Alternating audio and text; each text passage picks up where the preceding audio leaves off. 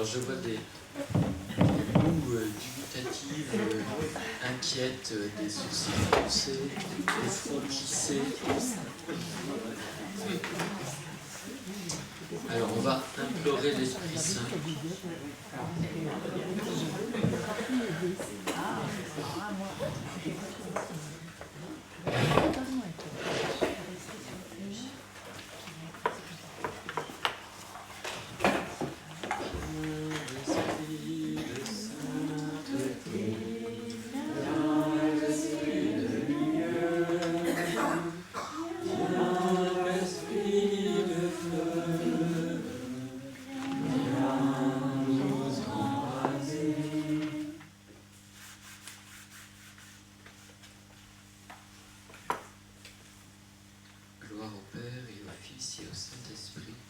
Comme il était au commencement, maintenant et toujours, dans les siècles des siècles.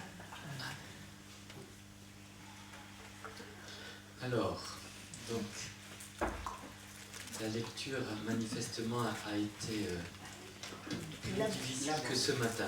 Laborieuse. Alors, sur quoi vous avez buté? Sur beaucoup de choses. Il y a un texte que vous connaissez quand même, dans ce qu'on a lu. Ah oui, voici que...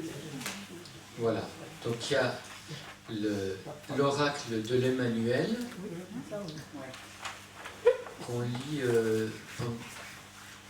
on le lit pas, on le lit pendant le temps de l'Avent. Voilà. Et puis, il est repris dans l'Évangile selon saint Matthieu. Alors, sur quoi vous avez buté? Qu'est-ce qui était difficile? Tous ces lectures. Tous ces... L'écriture, le style, c'est très difficile. Oui. Pas très clair quand même. C'est pas très clair. Tous ces rois, Les pour noms, savoir. les bons et les mauvais. Voilà. On a oublié les bases. D'accord. D'accord. C'est pas bien de qui on parle. On ne voit pas de qui on parle. Bon. Alors, il y a un premier enseignement qu'on peut en tirer, c'est que l'histoire, c'est très compliqué. Les rapports entre les nations, c'est très compliqué. Et que pour savoir ce qu'il faut faire dans des périodes comme ça, c'est très compliqué. Voilà. Ça peut être éclairant pour aujourd'hui. C'est pas d'aujourd'hui. Alors, peut-être regarder à nouveau à la fin de vos Bibles.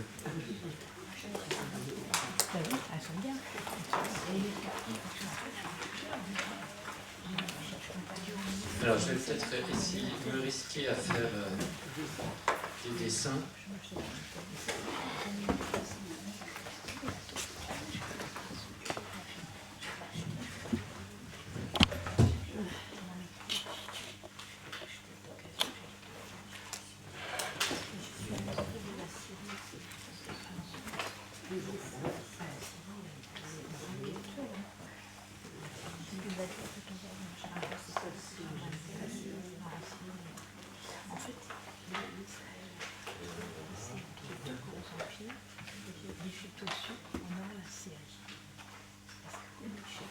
Alors, vous reconnaissez la Terre Sainte avec la mer Morte, le lac de Galilée, Jérusalem et puis la Samarie. Alors, dans l'histoire d'Israël, il y a eu le royaume de David, qui est décrit comme un royaume très vaste, qui comprend tout ça. Et puis après David, son fils Salomon, au début, il demande la sagesse, il a la sagesse, et puis ensuite, il verse dans l'idolâtrie parce que dans son harem, il prend des tas de femmes étrangères, et donc il adopte leur religion, et il se met à adorer les faux dieux. Et donc c'est la catastrophe, et après la mort de Salomon, voilà, le nord et le sud sont divisés. Donc le sud, c'était la tribu de Juda, ça va devenir la Judée. Ça va? Oui. Et le nord, la capitale, c'était Samarie. Voilà. Et donc, le nord, le nom sera Israël. Donc il y a le royaume du sud dont la capitale est Jérusalem, le royaume du nord dont la capitale est Israël. Non, la capitale est Samarie. Et qui s'appelle Israël. Et puis un peu plus haut, il y a un royaume voisin qui est Aram avec sa capitale Damas. Ça va? Alors, au moment où Isaïe commence sa prédication, son ministère, il y a depuis 750 à peu près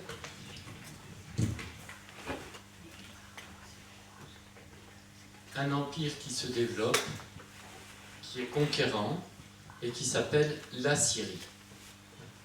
Et c'est un empire qui est construit sur une idéologie guerrière, qui se construit sur la conquête. Et donc petit à petit, il commence à ne faire qu'une bouchée de tous les petits royaumes qui sont tout autour. Si vous regardez la carte du Moyen-Orient à la fin de vos Bibles, donc la Syrie, c'est en Mésopotamie, et c'est une région très riche. Donc Israël se trouve entre deux grands empires, la Mésopotamie d'un côté, avec la Syrie et puis ensuite Babylone, mais c'est la même région, une région qui est irriguée par deux fleuves qui ont des crues voilà, qui permettent d'avoir une agriculture très riche. Donc ce sont des régions très riches. Et donc on peut se payer des soldats, etc. Voilà. Et puis l'autre empire, c'est l'Égypte. Mais l'Égypte, à ce moment-là, est beaucoup plus faible. Et donc, cet empire est en train de conquérir tous les petits royaumes. Alors, les deux royaumes, Israël et Aram, se disent, si on se met ensemble tous les petits États, on va réussir à tenir tête à l'Empire assyrien. Mais le roi de Jérusalem, il dit, ben non, c'est peine perdue. De toute façon, c'est perdu d'avance. Ça ne sert à rien. Et donc les deux autres disent, ben, on va obliger le royaume de Jérusalem de se joindre à nous. Et donc ils lui font la guerre pour l'obliger à entrer dans la coalition contre l'Empire puissant. Et donc la situation qui est décrite, c'est que les armées de ces deux royaumes, le royaume d'Israël était beaucoup plus riche et puissant que le royaume du Sud. Si vous connaissez un peu la Terre Sainte, le Sud c'est des montagnes, c'est aride. C'est pas pour rien que David est un berger. On élève des troupeaux, mais il n'y a pas beaucoup de plaines pour la culture. Quand on monte vers le nord, le relief est un peu plus doux et il y a plus de grandes vallées pour les cultures. Et puis surtout, on arrive là, la plaine d'Israël en Galilée, où là c'est une grande plaine. Et donc c'est un royaume qui est plus riche, plus vaste, plus riche, qui a plus de relations commerciales, donc qui est plus puissant. Et il s'allie avec Damas, voilà, pour faire la guerre à Jérusalem, et manifestement, ils arrivent très près de Jérusalem. Peut-être qu'ils sont déjà aux portes de Jérusalem. Et donc la question c'est, pour le roi de Jérusalem, qu'est-ce que je fais devant cette situation désespérée? Ça va jusque-là? Alors, qu'est-ce qu'il fait? Qu'est-ce que lui dit le prophète Isaïe? Et lui, qu'est-ce qu'il fait? Donc, qu'est-ce que lui dit le prophète Isaïe? Peut-être on va lire le début.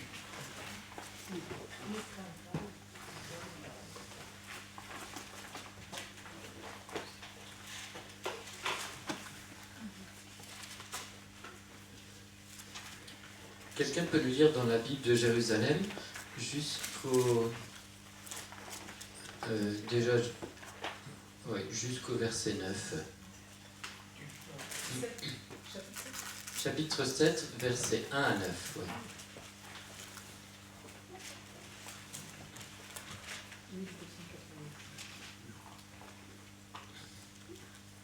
Quelqu'un peut le lire? Au temps d'Akaz, fils de Yotam, fils d'Ozias, roi de Juda, Rasson, roi d'Aram, monta avec Péka, fils de Remaliaou, roi d'Israël, vers Jérusalem pour porter l'attaque contre elle. Mais il ne put l'attaquer. On annonça à la maison de David, Aram a fait halte sur le territoire d'Éphraïm. Alors voilà, là il y a une petite difficulté. Éphraïm, c'est cette région qui est proche de Jérusalem, qui est montagneuse là. Donc les Araméens sont arrivés avec les troupes d'Israël et ils sont très près de Jérusalem. Alors son cœur et le cœur de son peuple se mirent à chanceler, comme chancellent les arbres de la forêt sous le vent. Et Yahvé dit à Zèl, sors au devant d'Akaz, toi et Shear-Yashub, ton fils, vers l'extrémité du canal de la piscine supérieure, vers le chemin du champ du Foulon. Tu lui diras, prends garde et calme-toi, ne crains pas, et que ton cœur ne défaille pas devant ces deux bouts de tison fumant, à cause de l'ardente colère de Rasson, d'Aram et du fils de Remaliaou. Parce qu'Aram, Éphraïm et le fils de Remaliaou ont tramé contre toi un mauvais coup en disant « Montons contre Juda, détruisons-le, brisons-le, pour le ramener vers nous, et nous y établirons comme roi le fils de Tabel. » Ainsi parle le Seigneur Yahvé. Cela ne tiendra pas, cela ne sera pas, car la tête d'Aram, c'est Damas, et la tête de Damas, c'est Rasson. Encore 65 ans, et Éphraïm cessera d'être un peuple.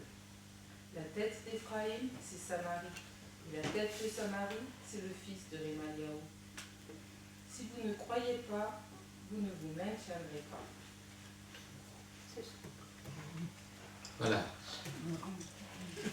Alors, qu'est-ce qui se passe là?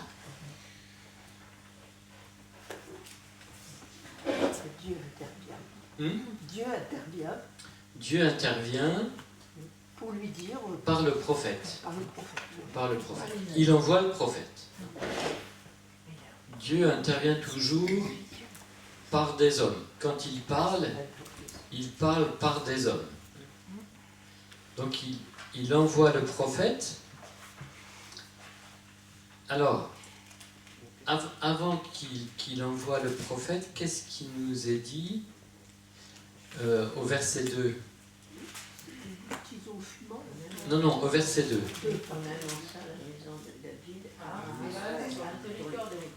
Oui. Alors son cœur est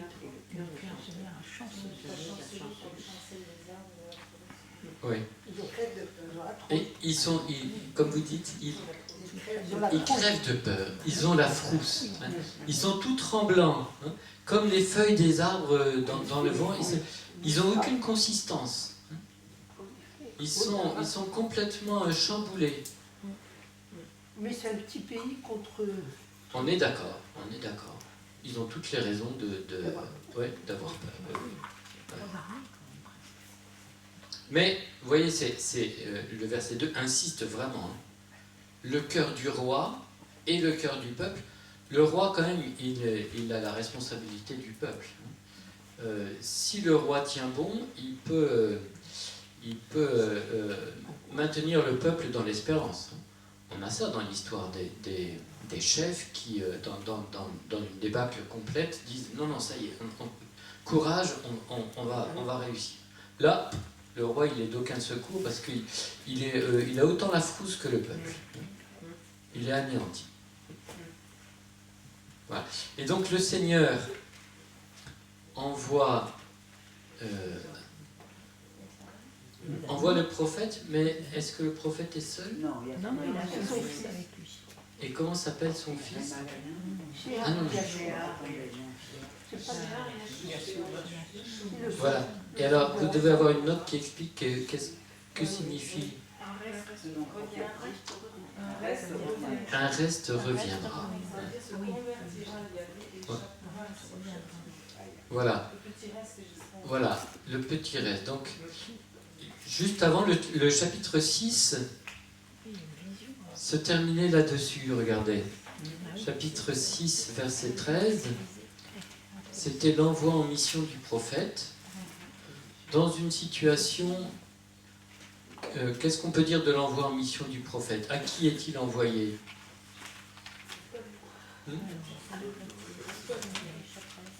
Un peuple... Aux lèvres impures. Oui, qu'est-ce qui est dit explicitement de ce peuple? Il n'entend pas, il ne voit pas, et son cœur ne comprend pas. Donc c'est quand même un handicap sérieux, sourd, aveugle et limité d'esprit quand même. Hein. Son cœur ne comprend pas. Bon. Mais c'est à ce peuple qu'il est envoyé par lui.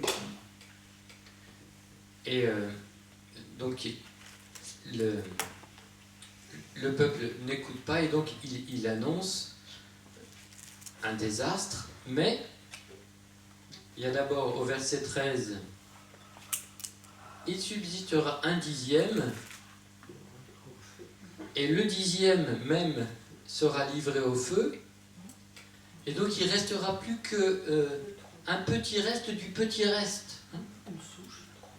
Une souche. On va couper l'arbre, mais il y a quand même quelque chose qui va renaître. Le reste. Voilà. Et donc, cette image de la souche renaît quelque chose. Ça, c'est une image d'espérance. Je comprends pas juste. Oui. Excusez-moi, parce qu'en fait, il dit va et tu diras à ce peuple ne Ah oui. comprenez pas. Je comprends pas. Oui. Ben oui. Voilà, Ben ça, c'est le langage des prophètes. C'est de la provoque, on dirait ça aujourd'hui. C'est de la provoque.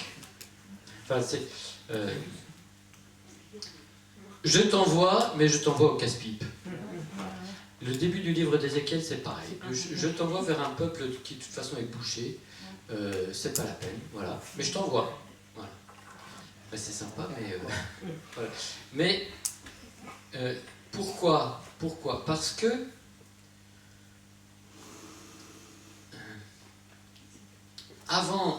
Avant de châtier, Dieu utilise un ultime recours. Il donne encore sa chance à ce peuple. Et il envoie le prophète. Mais il ne veut pas que le prophète se fasse des illusions. C'est pas parce qu'il va porter la parole de Dieu qu'il va être accueilli avec des chants de joie, des hurrahs et tout ça. Non, non. C'est le contraire. Mais, s'il vous plaît, Oui. pourquoi il dit appesantis le cœur de ce peuple, rends-le dur d'oreille, Oui. lui les yeux. On dirait qu'il veut absolument tout faire pour que le peuple ne comprenne rien, ne découvre pas. C'est la provoque. Mais en fait, oui. C'est un peu... Mais en fait, le langage paradoxal comme ça, il nous réveille. On écoute, justement, on bute. Et donc, on est amené à essayer de comprendre. En fait, les lieux où on bute dans la Bible, c'est les lieux où il y aura de la lumière. Donc, il faut s'accrocher. Voilà. Mais c'est un peu... Je vais faire le parallèle avec Pharaon. Avec les clés, oui. Voilà. Dieu endurcit son cœur. Voilà. Pharaon, au début, quand Moïse va le rencontrer, il dit, moi j'ai jamais entendu parler de ton Dieu, je ne connais pas ce Dieu, rentre chez toi et qu'ils continuent à faire leur travail. Hein. La paresse, c'est pas pour nous les Égyptiens, là, continuez votre corvée. Bon. Alors le Seigneur lui envoie des signes. 1, 10. puis 2, puis 3, puis 4, etc. Et à chaque fois, Pharaon bute. À chaque fois, alors, à la fin, presque, il dit, bon, ben oui, d'accord, allez, qui s'en aille. Et puis il revient en arrière. Mais à chaque fois, l'évidence est plus forte, et à chaque fois, il s'endurcit un peu plus dans le... Donc au fur et à mesure que Dieu lui dévoile l'évidence, qu'il existe bien et qu'il est puissant, Pharaon s'endurcit. Voilà. Et là, c'est un peu la même chose. La parole du prophète, si elle est refusée, au fond, ben, elle endurcit dans l'aveuglement. On a ça, c'est tout le fil de l'évangile selon saint Jean, en tout cas la première partie de l'évangile selon saint Jean. Les controverses avec Jésus font que la tension monte, et à la fin, le constat, au chapitre 9, avec l'aveugle-né, c'est les pharisiens qui disent, ben, alors on est aveugle nous aussi ? Ben, si vous étiez aveugle, je ne sais plus ce que dit Jésus, mais vous dites nous voyons, ouais, et donc votre péché demeure. Et donc, oui, vous êtes aveugle, mais vous persistez dans l'aveuglement. Vous êtes persuadé que c'est vous qui avez la vérité, qui voyez. Voilà. Mais depuis le début, Jésus essaye de leur ouvrir les yeux. Mais au fur et à mesure que les dialogues avancent, c'est le contraire qui se passe. C'est pas de la faute de Jésus. C'est pas en soi la parole de Jésus. Mais c'est la façon dont elle est accueillie. Voilà. Et donc, si je vous ai fait lire le chapitre 6, c'est parce qu'on a tout de suite après l'illustration de ce que Dieu a prédit au prophète. Donc, il l'envoie au roi qui représente le peuple, ce roi qui est tout tremblant devant la menace. Il l'envoie avec son fils qui est par lui-même un signe déjà, parce qu'il porte un nom, un reste reviendra. Et donc, alors, le lieu où il le rencontre, pourquoi c'est si précis? Vraisemblablement, le roi inspecte la défense de la ville. Et il y a un lieu qui est toujours stratégique, c'est la source d'eau. Et vraisemblablement, c'était au nord de Jérusalem, et c'était donc par là qu'arrivaient les envahisseurs. Ils venaient du nord. Et donc, le prophète est envoyé au roi qui est là en train d'inspecter la défense de la ville. Tu lui diras, veille à rester calme, ne crains pas, que ton cœur ne défaille pas à cause de ces deux bouts de tison fumant, sous l'effet de l'ardente colère de Rétine, d'Aram et du fils de Rémaliaou. Comment vous percevez cette prise de parole? Difficilement. Qu'est-ce qu'il y a comme nuance là-dedans?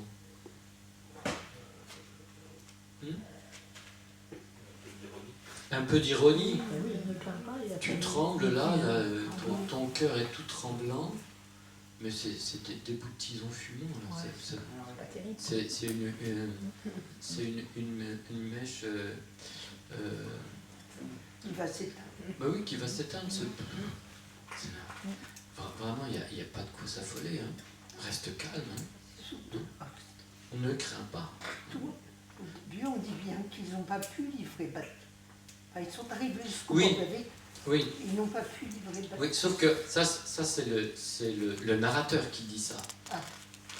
Mais le roi, lui, Après coup, le roi, il le sait pas encore. Et donc, voilà. La situation est maîtrisée, reste calme, ne crains pas. Ne crains pas, on a ça souvent dans la Bible. On a ça qui est dit à Jacob, on a ça qui est dit aux serviteurs dans la deuxième partie du livre d'Isaïe. Souvent, ne crains pas, car je suis avec toi. Dieu dit ça à son serviteur. Ne crains pas, car je suis avec toi. On aura ça encore à l'Annonciation. Ne crains pas, Marie.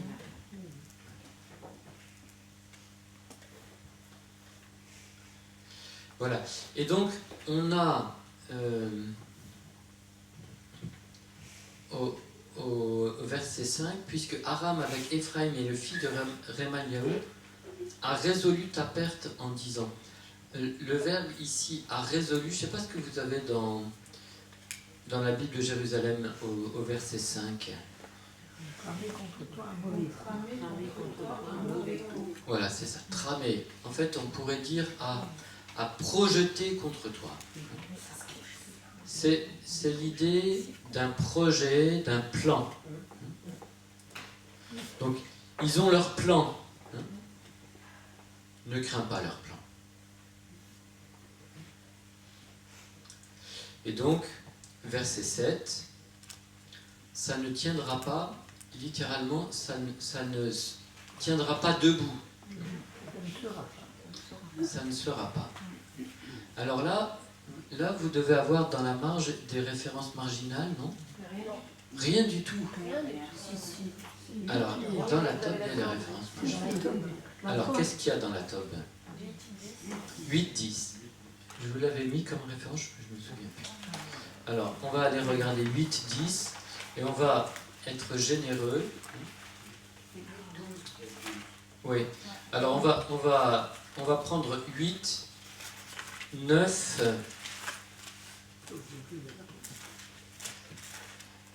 9 à 15. Allez, soyons généreux.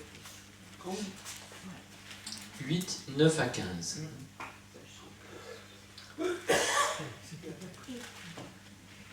Quelqu'un peut lire? Oui. Sachez, peuple, et soyez épouvantés, prêtez l'oreille tous les pays lointains. Saignez-vous et soyez épouvantés. Saignez-vous et soyez épouvantés. Faites un projet, il sera anéanti. Prononcez une parole, elle ne tiendra pas. Car Dieu est avec nous. Voilà. Vous voyez? La parole qui s'adresse aux nations, aux puissants. Allez-y, saignez vos armes, prenez les armes, tout ce que vous voulez. Faites vos projets, faites vos plans. Allez-y. Ça ne tiendra pas. Tenez des propos, ils ne tiendront pas. En fait, il y a cette image dans la Bible que une parole, elle tient debout, ou alors elle tombe à terre. Une parole qui tient debout, ça veut dire qu'elle se réalise. C'est dit du prophète Samuel, le petit Samuel, il devient prophète, et aucune de ses paroles ne tombe à terre. C'est au premier livre de Samuel, je crois que c'est au chapitre 3. Samuel grandit, et aucune de ses paroles ne tombe à terre. Et là, c'est l'inverse. Tenez des propos, parlez, mais ça ne tiendra pas debout. Donc ça va tomber à terre. Pourquoi? Parce que les projets ne tiendront pas. Et qu'est-ce qui est dit à la fin du verset 10? Car Dieu est avec nous. Voilà. Alors, il y a une autre référence dans la tome, c'est le psaume 33. Alors, on va prendre le psaume 33, 10, 12.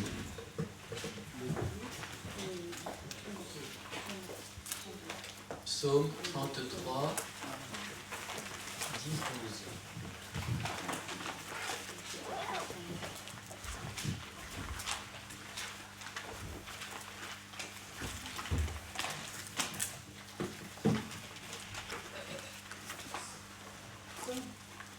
psaume, oui, psaume 33, 10, 12.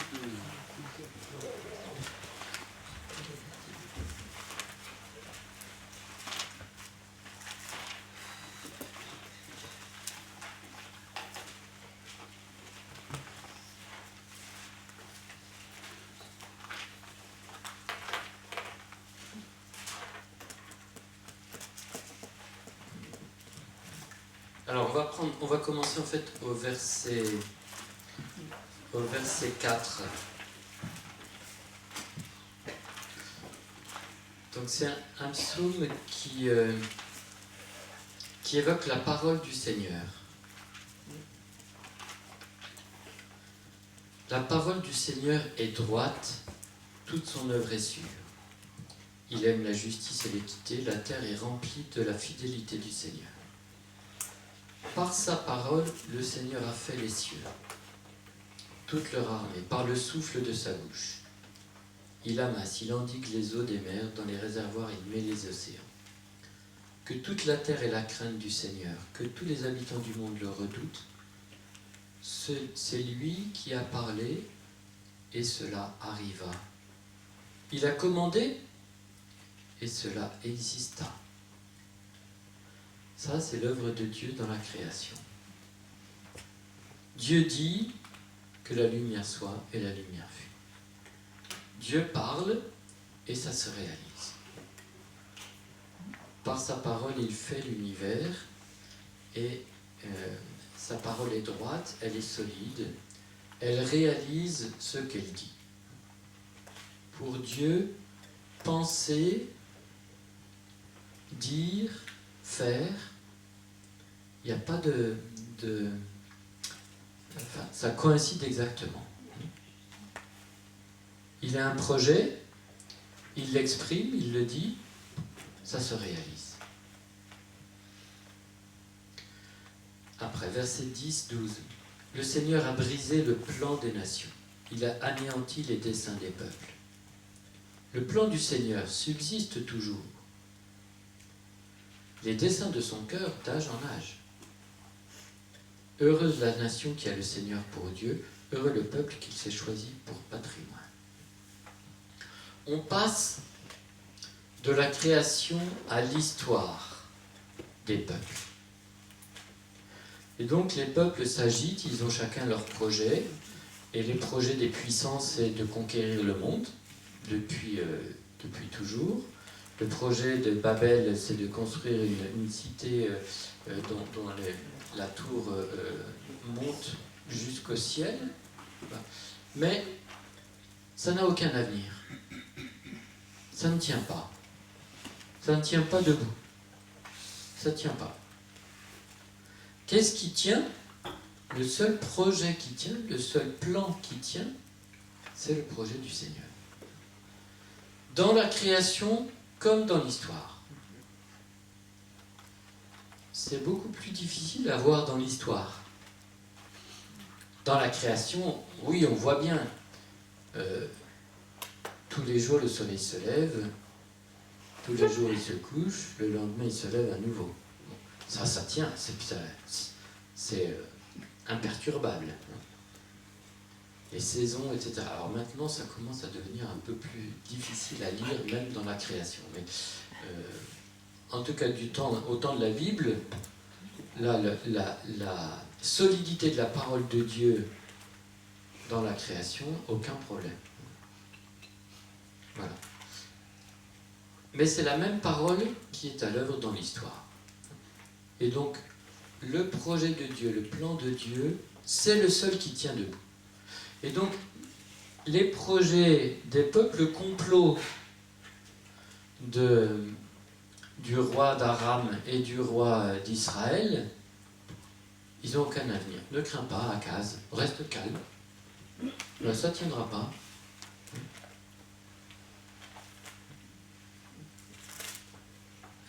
Et alors, je ne sais pas si vous avez lu... alors, on va terminer quand même. Isaïe 7... Donc on était à Isaïe 7, 7. Ainsi parle le Seigneur Dieu, ça ne tiendra pas, ça ne sera pas.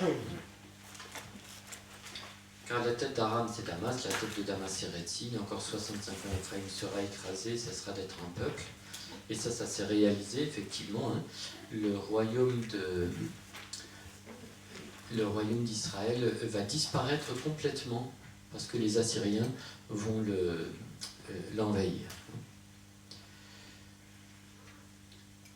La tête d'Éphraïm, c'est Samarie, la tête de Samarie, c'est le fils de Remaliaou. Si vous ne croyez pas, vous ne subsisterez pas. En fait, c'est la même chose, c'est si vous ne croyez pas, vous ne tiendrez pas debout.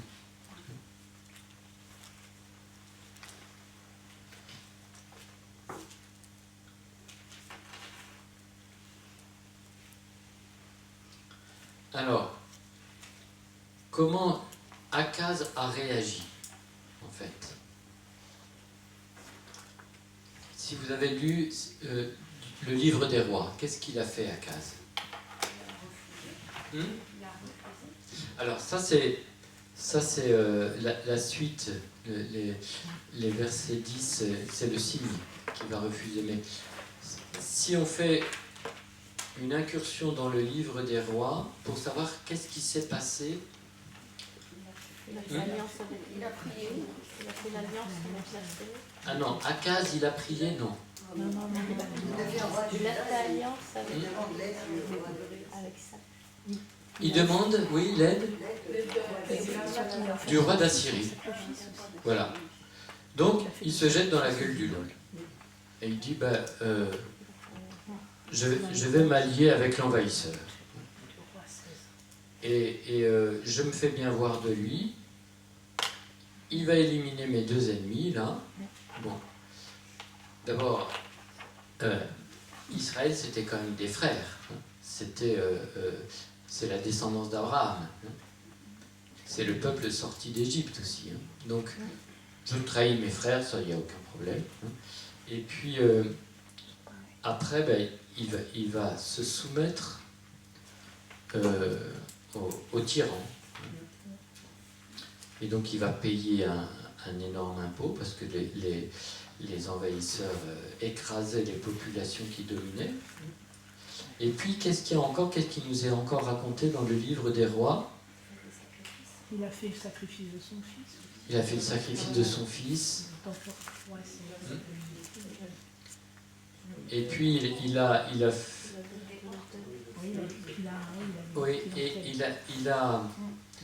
a changé des choses dans le temple de Jérusalem sur l'ordre du roi d'Assyrie. En fait, donc, il change aussi quelque chose dans la religion. Voilà. Donc, il fait exactement l'inverse de ce que lui dit le prophète Isaïe. Lui, il ne croit que il fait ses plans à lui. Il fait un contre-plan. Le roi de Damas, le roi de Samarie ont leur plan. Lui, il fait un contre-plan. C'est calcul humain. Ils sont plus gros que moi. Je vais me soumettre au encore plus gros. Il n'en fera qu'une bouchée. Bon, moi, après, c'est tout. Je vais, mais de toute façon, comme c'est cuit d'avance, voilà. Bon. Voilà, donc, Akaz organise les choses comme si il n'y avait pas de plan de Dieu. Comme si Dieu n'intervenait pas dans l'histoire. Il fait ses affaires. Alors, après, la suite. Donc, c'est l'oracle de l'Emmanuel qui est très connu. Alors, peut-être qu'on peut lire les versets 10 à 17.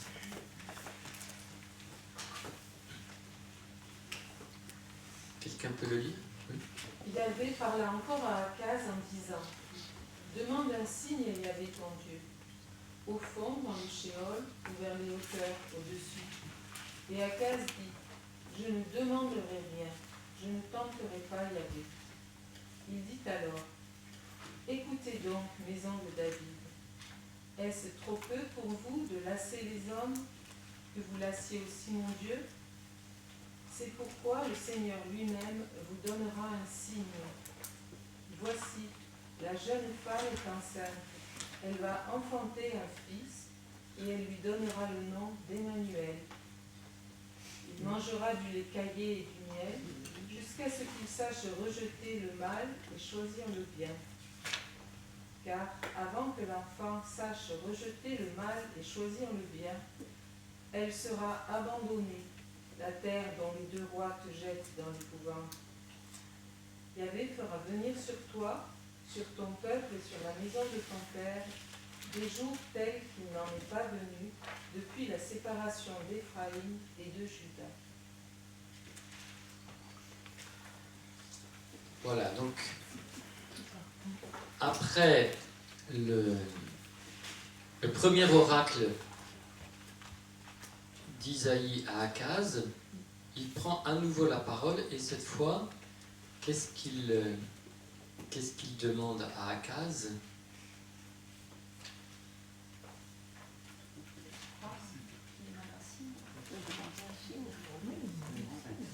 Il demande à Akaz de demander un signe. Pourquoi il fait ça? Pourquoi il ne dit pas je vais te donner un signe? Pourquoi il dit demande un signe? Pour qu'Akaz rentre en relation avec Dieu. Pour Oui. qu'Akaz s'adresse à Dieu et rentre en relation avec Dieu. Oui, Pour le mettre dans... Parce qu'il a du mal à croire à la promesse. oui. Et donc, à quoi servirait le signe? Voilà, si il n'est pas accepté. Et donc, le signe n'est valable que pour celui qui va l'interpréter comme signe, qui va le recevoir comme signe.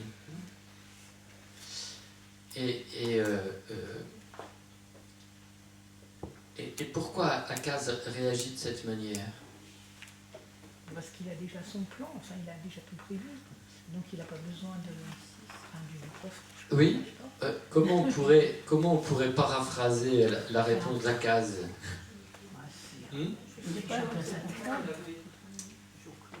Alors voilà, il dit je ne tenterai pas Yahvé, donc ça paraît très noble. Hein. C'est dans le Deutéronome, donc vous êtes allé voir. Il déforme un peu la... C'est Deutéronome 6,16. On peut aller voir Deutéronome 6,16. Vous ne mettrez pas le Seigneur votre Dieu à l'épreuve. Oui. Voilà. Et donc, on retrouve ça dans les tentations de Jésus. Tu ne mettras pas à l'épreuve le Seigneur ton Dieu. Et donc là, Jésus dit clairement au démon, non, je ne peux pas comme ça tenter le Seigneur. Est-ce que ça s'applique, ça, ici, à cette circonstance précise?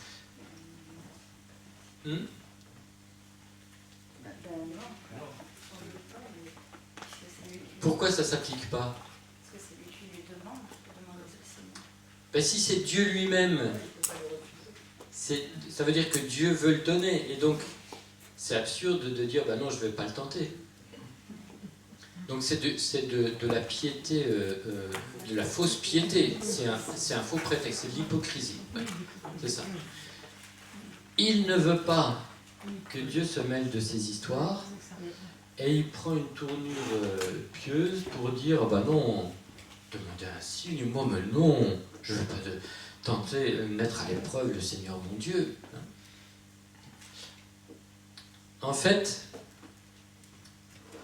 on a ça par exemple dans l'histoire de Salomon, justement quand Dieu veut donner la sagesse à Salomon, il dit à Salomon, demande et je te donnerai. Et Salomon demande la sagesse et Dieu lui donne. Et donc, quand Dieu veut donner, il implique celui à qui il veut donner en lui disant, mais demande-moi ce que tu veux.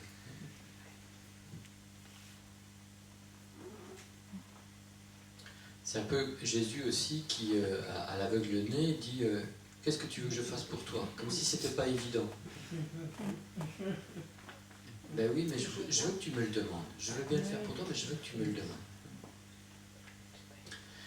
Et donc, la réponse d'Akaz, c'est en gros, ne te mêle pas de mes affaires. C'est mon problème. Moi, je suis le roi d'Israël, je règle les affaires, je vais aller voir l'empereur assyrien, etc. Et donc, là, ça fatigue le Seigneur. C'est rassurant de voir qu'on n'est pas les seuls à être fatigués. Le Seigneur, parfois aussi, ça le fatigue. On avait déjà ça au chapitre 1, verset 14. Le Seigneur était fatigué d'un culte hypocrite.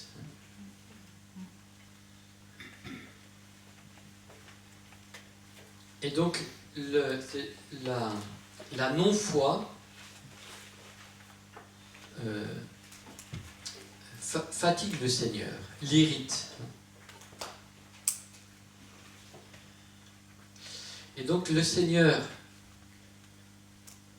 au verset 14, à qui le Seigneur donne un signe?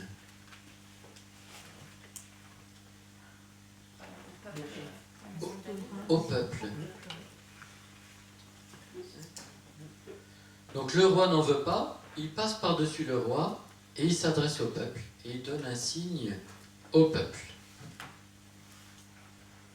Et c'est le signe de la jeune femme, donc c'est un mot hébreu qui veut dire la jeune femme en âge de se marier,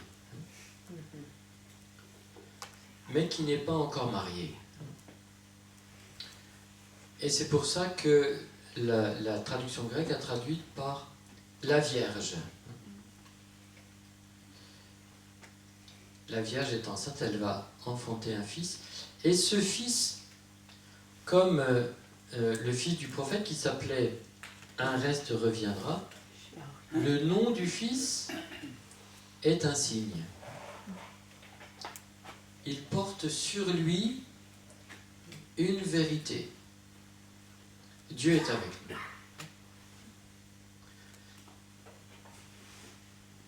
Et dans la Bible, Dieu est avec son peuple en lui donnant un pasteur juste. Vous avez le psaume 72 qui décrit le roi idéal. Dieu donne au roi tes jugements, à ce fils de roi ta justice. Quand Dieu est avec le roi, quand le roi juge selon le jugement de Dieu, alors c'est une bénédiction pour son peuple. C'est une façon pour Dieu d'être présent à son peuple. Il gouverne son peuple par le roi juste qu'il a choisi.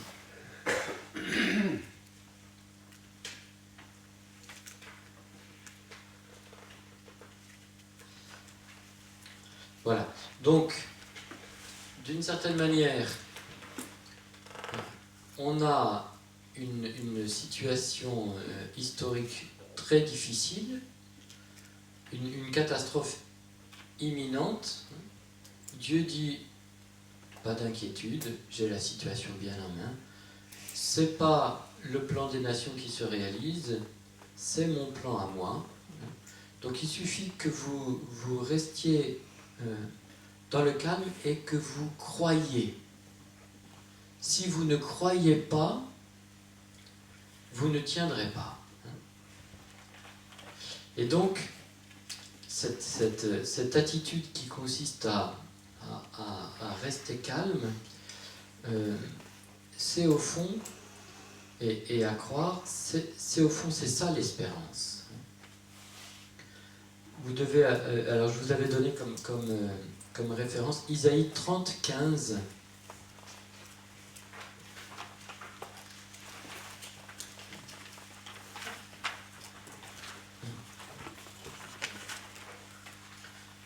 peut-être vous pouvez le lire dans la Bible de Jérusalem.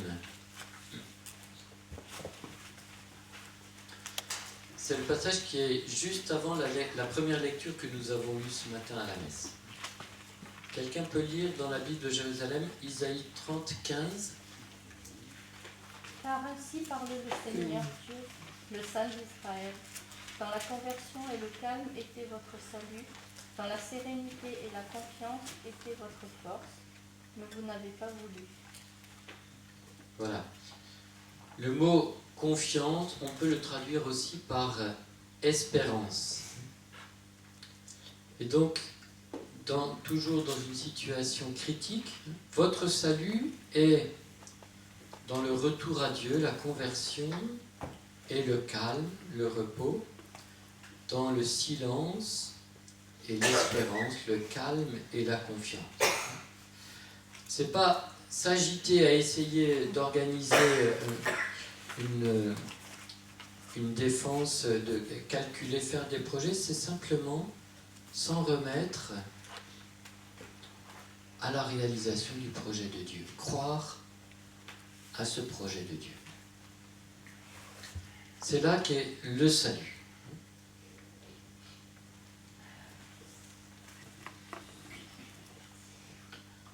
Ça va? Alors, maintenant, je ne sais pas si vous avez eu le temps de lire les chapitres 36-37. Oui. Du livre d'Isaïe. Oui.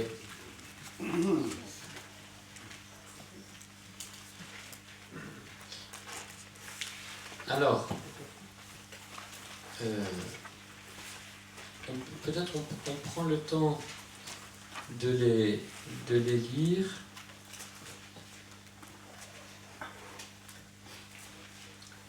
On est 30 ans après, à peu près. C'est un autre roi sur le trône qui s'appelle Ézéchias. Et il a à nouveau une menace. Cette fois, c'est les Assyriens eux-mêmes. Donc,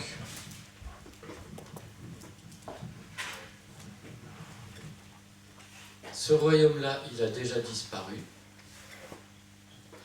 Il y a une partie du royaume du Sud qui a disparu aussi.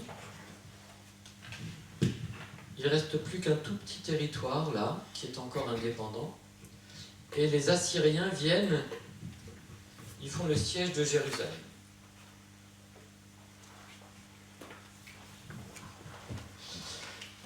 Et l'empereur assyrien fait la guerre psychologique, la propagande. Il envoie des émissaires pour parler non seulement au roi, mais au peuple qui est dans la ville.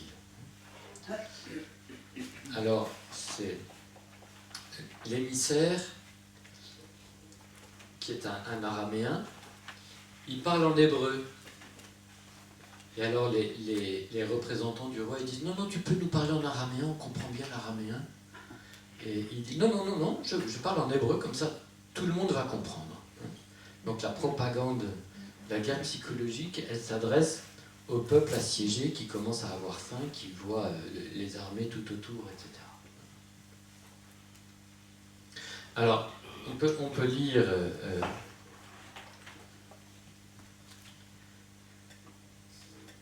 au verset 4. Alors, non, on va lire le début, je vais le lire. 14e année du règne d'Ézéchias, Sennachérib, roi d'Assyrie, monta contre toutes les villes fortifiées de Juda et s'en empara. Il ne reste plus qu'une ville, c'est Jérusalem. Le roi d'Assyrie envoya son aide de camp de Lachish à Jérusalem vers le roi Ézéchiel avec une armée importante. Il se tint près du canal du réservoir supérieur sur la chaussée du champ du Foulon. Ça vous dit quelque chose, ça? Vous voyez, il y a un écho très net entre les deux situations. Le chef du palais, Eliakim, fils de Hilkiyahu, le secrétaire-chef et le chancelier Yoav, fils d'Asaph, sortirent vers lui.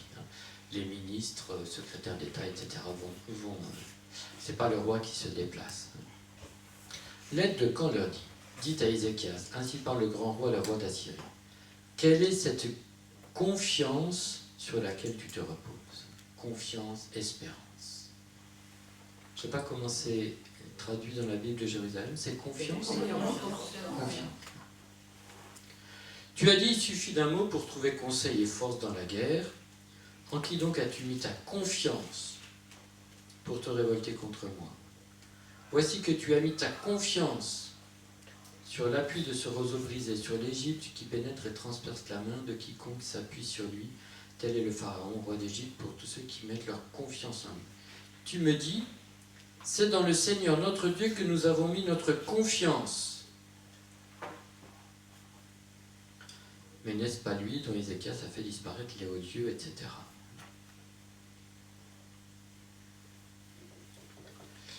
Et puis, un peu plus loin, lorsque l'aide de camp s'adresse à tous les habitants de la ville en hébreu, il leur dit, au verset 13, l'aide de camp se tint debout et cria d'une voix forte en langue judéenne. Il dit, écoutez les paroles du grand roi, du roi d'Assyrie. Ainsi parle le roi.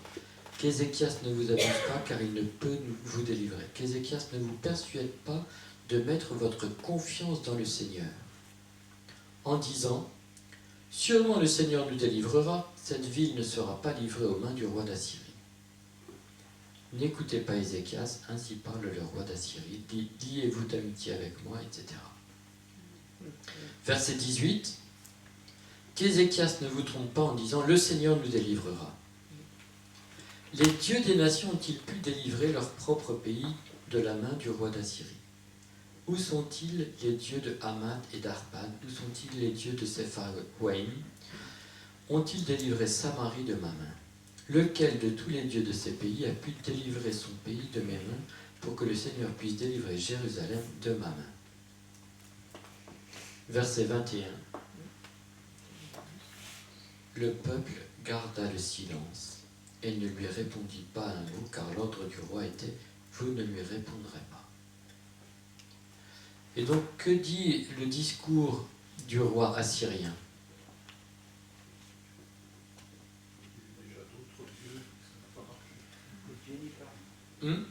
Que Dieu ne les délivrera pas. Ben non. Il ne faut pas lui faire confiance. On peut pas s'appuyer sur le Seigneur, sur le Dieu d'Israël. D'ailleurs, regardez, les autres royaumes, ils avaient leur Dieu aussi. Rien du tout. Ils ont été balayés. C'est des dieux de pacotille. Voilà. Le Dieu des Assyriens, d'accord, peut-être, lui. Mais alors, vos petits dieux, là, ça fait pas le poids. Hein. Ne faites pas confiance. C'est de l'illusion. Hein. Réponse du peuple. Le silence. Où est-ce qu'on avait ça? En fait, silence, c'est un mot qui veut dire aussi calme. Hein. Votre force sera dans le calme, dans le silence et dans la confiance. Et c'était déjà le conseil fait à Akaz, hein, du calme, de la confiance. Voilà. Et ensuite, on a la réaction du roi Ézéchias.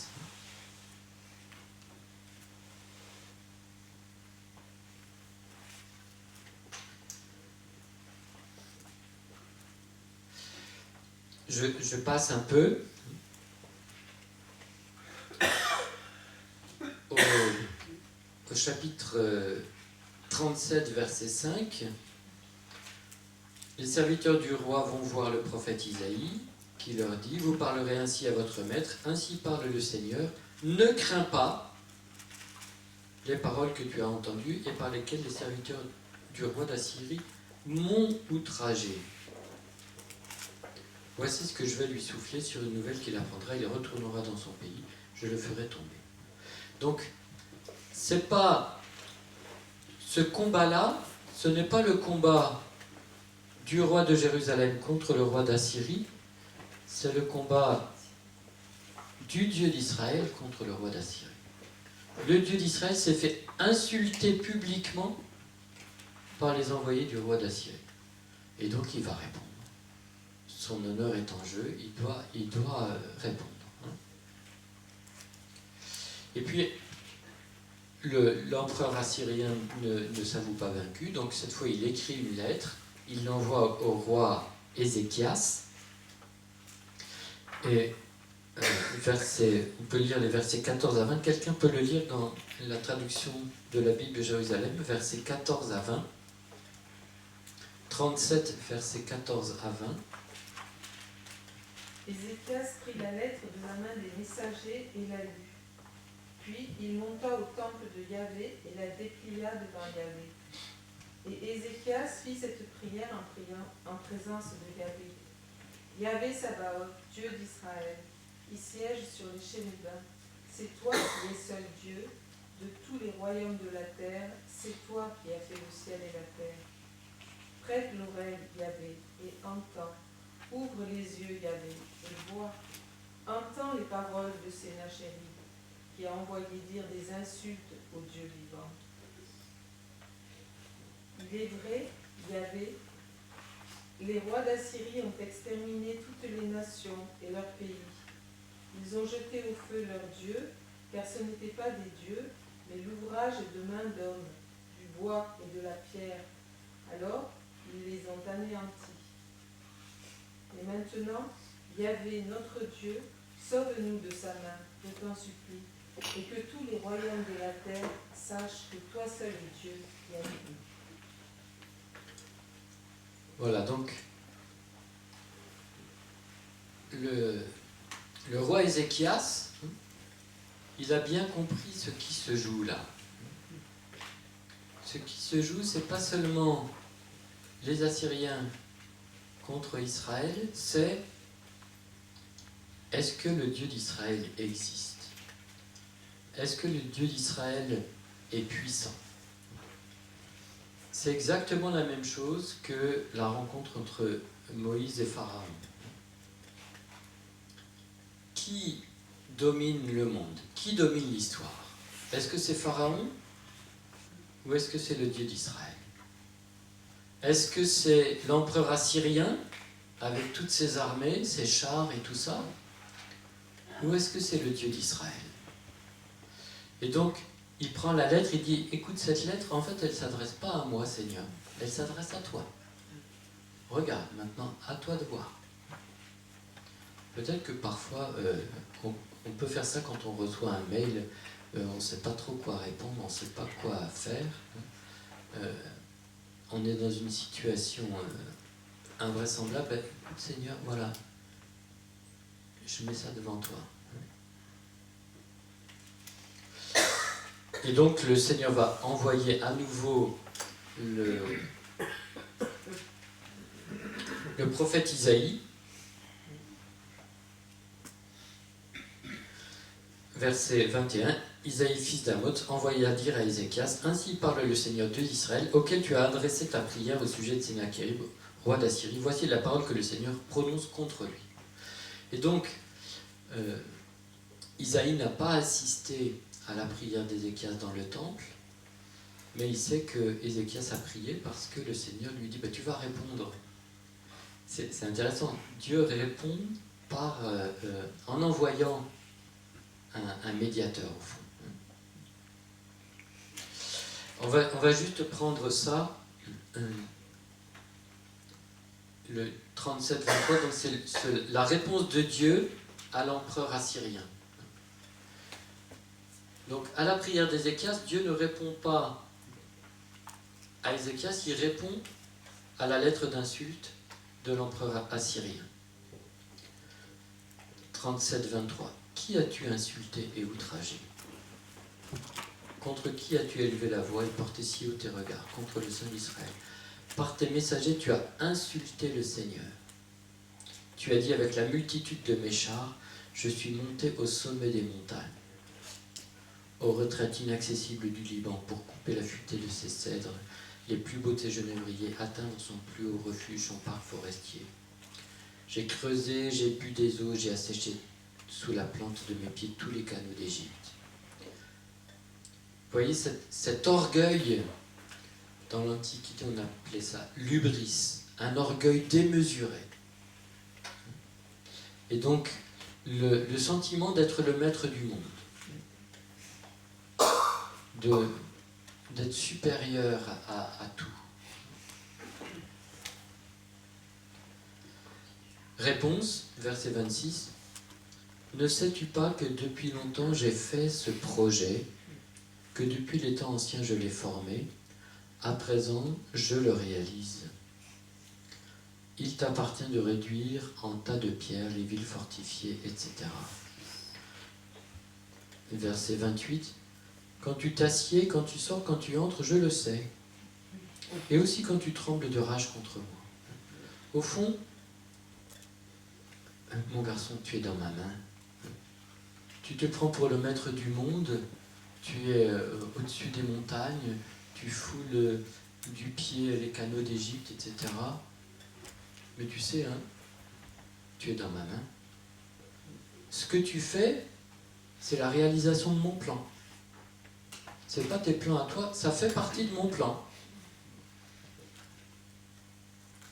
Et quand tu m'insultes, je le sais bien.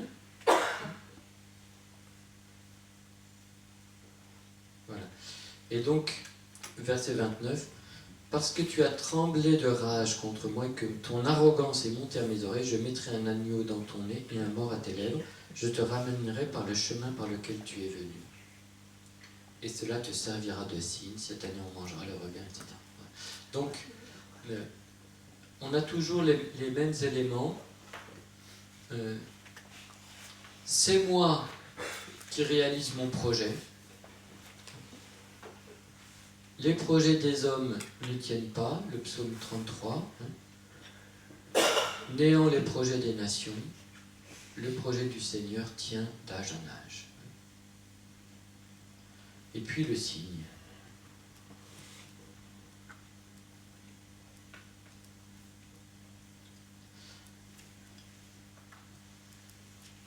Voilà.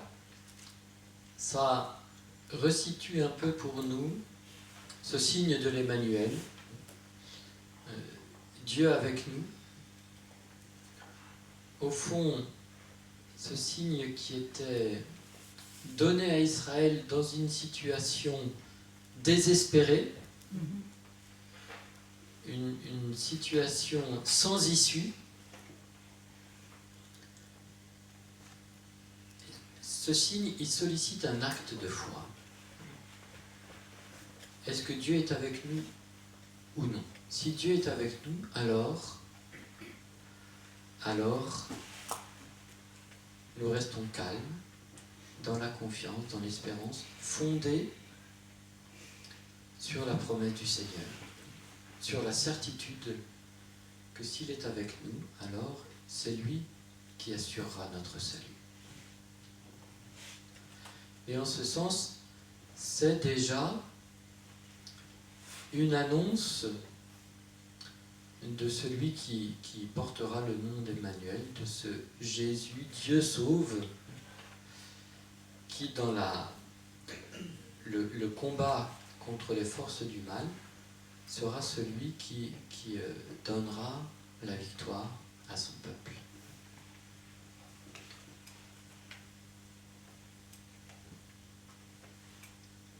Ça va?